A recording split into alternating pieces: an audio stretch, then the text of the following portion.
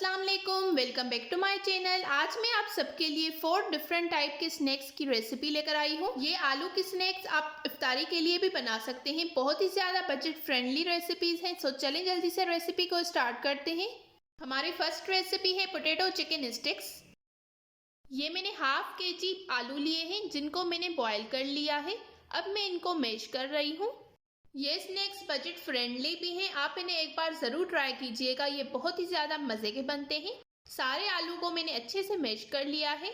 अब मैं इसमें एक मीडियम साइज़ का फाइन चॉप प्याज डालूंगी, थोड़ा सा हरा धनिया जिसको मैंने अच्छे से वॉश करके कट कर लिया है, 3 से 4 हरी मिर्चें, 1 टेबल स्पून नमक, 1 table spoon chaat masala powder, half table spoon लाल मिर्च का पाउडर, 1 टीस्पून कुटा हुआ जीरा, 1 टेबल स्पून आमचूर पाउडर, 1 टेबल स्पून कसूरी मेथी, हाफ टी स्पून लहसुन पाउडर।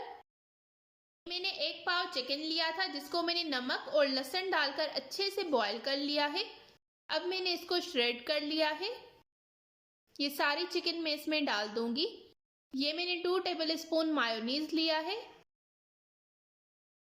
अब इन सारी चीज़ों को हमने अच्छे से मिक्स कर देना है। नमक और मिर्च आप अपने टेस्ट के हिसाब से कम या ज़्यादा भी कर सकते हैं।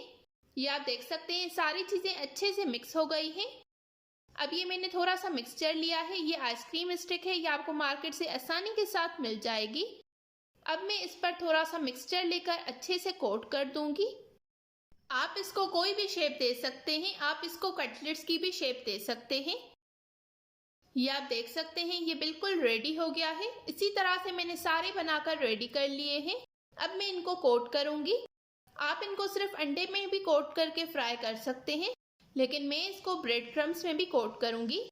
ये मैंने 2 अंडे लिए हैं। अब मैं इसमें 2 टेबल स्पून मिल्क डालूंगी, 1/4 टीस्पून नमक, 1/4 टीस्पून काली मिर्च का पाउडर डालकर इसे अच्छे से मिक्स कर लिया है।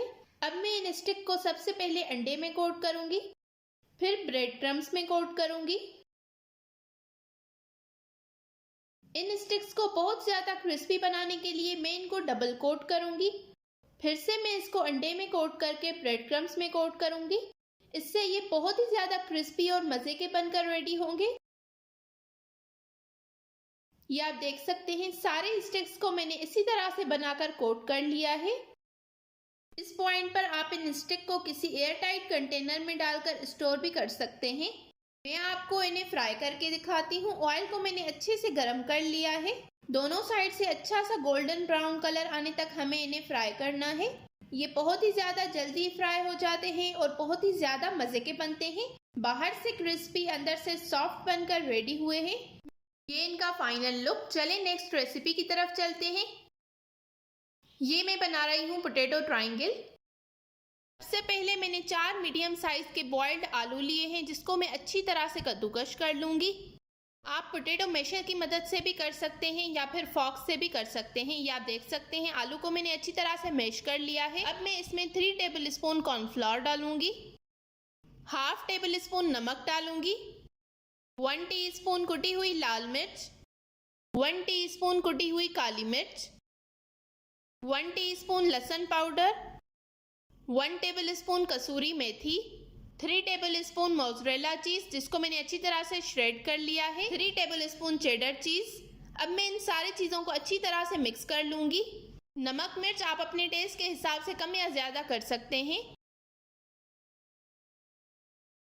मैंने एक ट्रे को ऑयल के साथ अच्छी तरह से ग्रीस कर लिया था। अब ये आलू मैंने सारा मिक्सचर इस पर रख दिया है। अब मैं इसको अच्छी तरह से रेक्टेंगल शेप दे दूंगी। अब मैं इसको 3 पार्ट्स में डिवाइड कर दूंगी। अब एक पार्ट को मैं 2 पार्ट्स में डिवाइड कर दूंगी।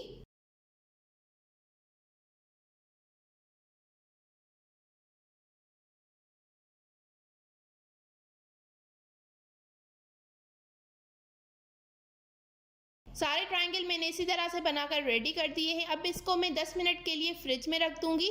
इससे इनकी शेप जो है वो अच्छी तरह से होल्ड हो जाएगी। अब मैं इसकी कोटिंग रेडी करूंगी। ये मैंने 1 1/2 कप ब्रेड क्रम्स लिए हैं। इसमें मैंने 2 पिंच नमक डाला है और 2 पिंच ब्लैक पेपर डाला है। अब मैं इसको अच्छी तरह से मिक्स कर लूँगी। ये मैंने 2 टेबलस्पून कॉर्नफ्लोर लिया है, इसको मैं पानी के साथ अच्छी तरह से मिक्स कर लूँगी।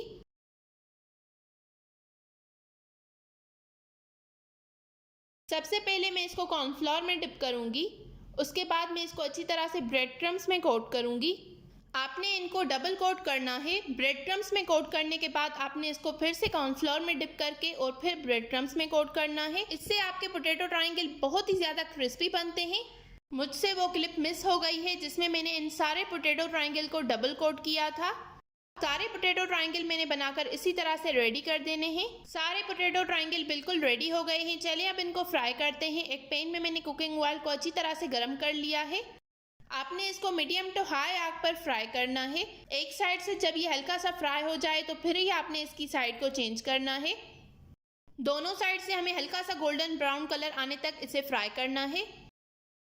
ये बहुत ही ज़्यादा मज़े के और चीज़ी पोटैटो ट्रायंगल हमारे बिल्कुल रेडी हो गए हैं, ये आप देख सकते हैं। अब मैं इसको डिश आउट करती हूँ।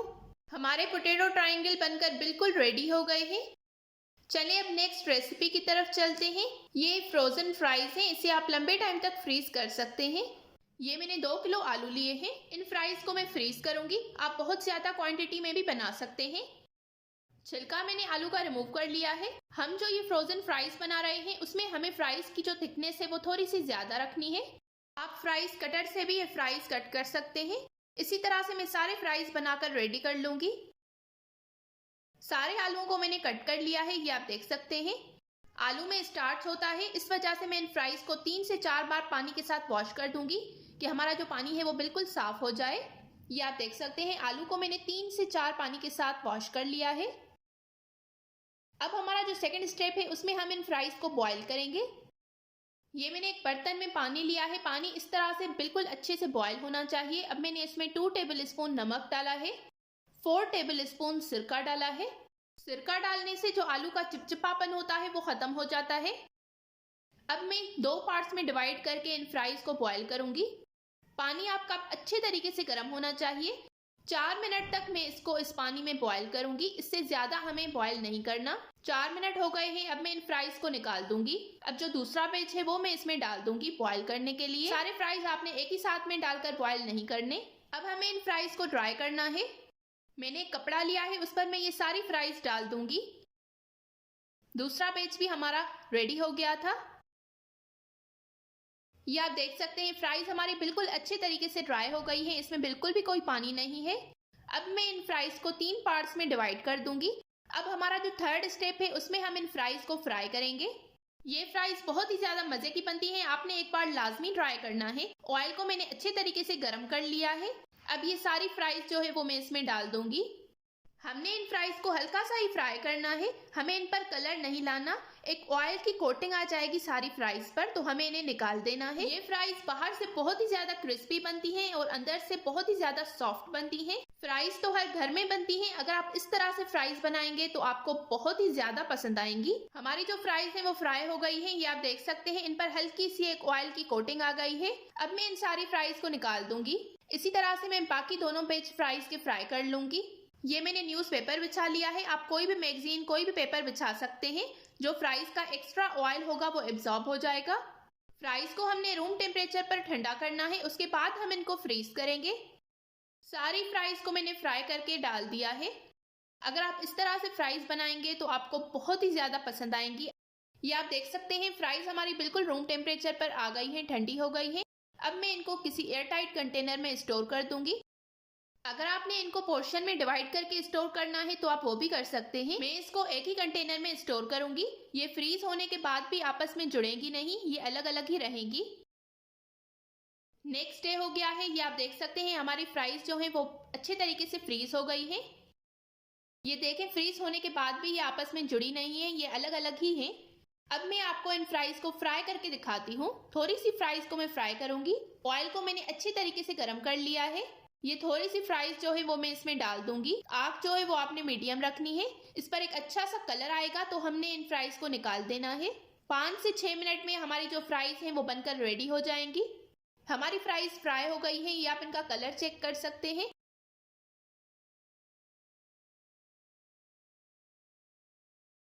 इसी तरह से आप भी रमजान के लिए फ्राइज बनाकर स्टोर कर सकते हैं। ये इनका फाइनल लुक है। चलिए नेक्स्ट रेसिपी की तरफ चलते हैं।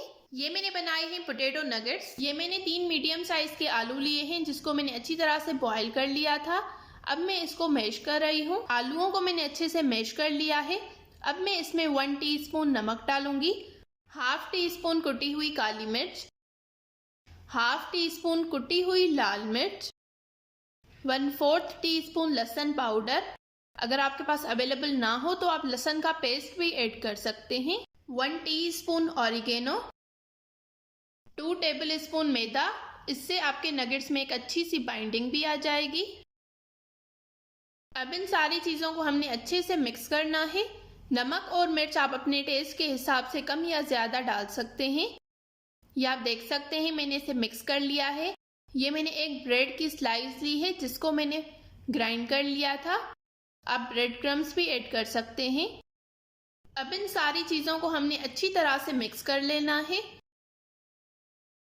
हमारा मिक्सचर बिल्कुल रेडी हो गया है।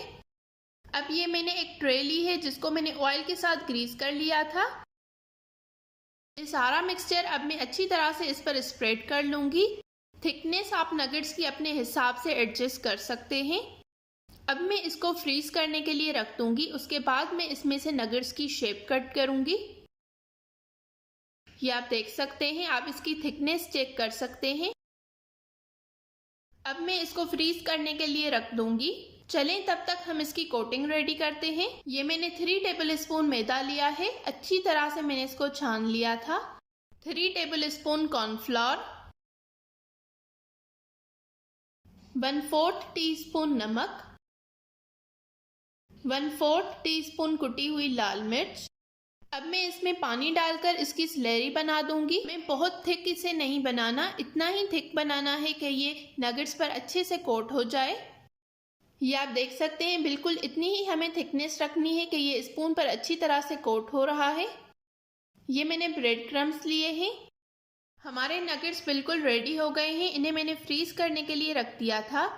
अब मैं इनकी शेप कट करूंगी। आप जिस तरह से भी इनकी शेप बनाना चाहते हैं आप बना सकते हैं। मैं स्क्वायर शेप दे रही हूँ। इस तरह से हमारे नगेट्स जो हैं वो अच्छी तरह से कट हो जाएंगे।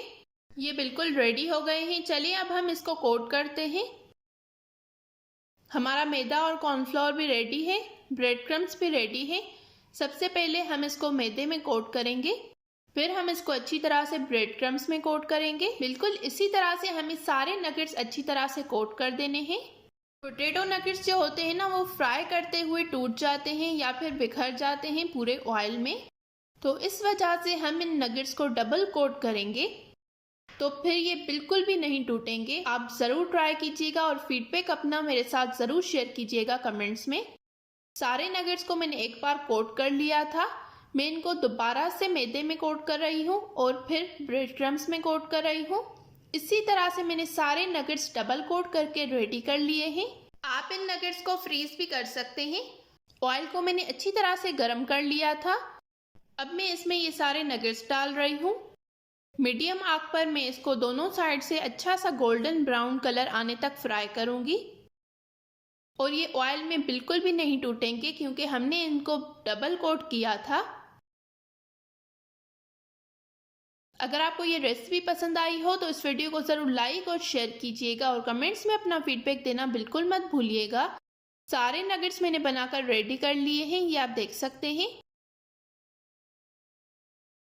आप इन नगेट्स को केचप के साथ भी सर्व कर सकते हैं। ये आप देख सकते हैं हमारे नगेट्स की फाइनल लुक। ये बहुत ही ज़्यादा क्रिस्पी और मज़े के बनकर रेडी हुए हैं। मैं उम्मीद करती हूँ आपको मेरी आज की ये रेसिपीज पसंद आई होगी। इस तरह की और बहुत सारी रेसिपीज देखने के लिए मेरे चैनल को ज़रूर सब्सक्राइब करें, इस वीडियो को लाइक करें, शेयर करें और कमेंट्स में अपना फीडबैक देना बिल्कुल मत भूलिएगा। मिलते हैं एक नई रेसिपी के साथ। तब तक के लिए थैंक यू फॉर वॉचिंग। अल्लाह हाफिज़।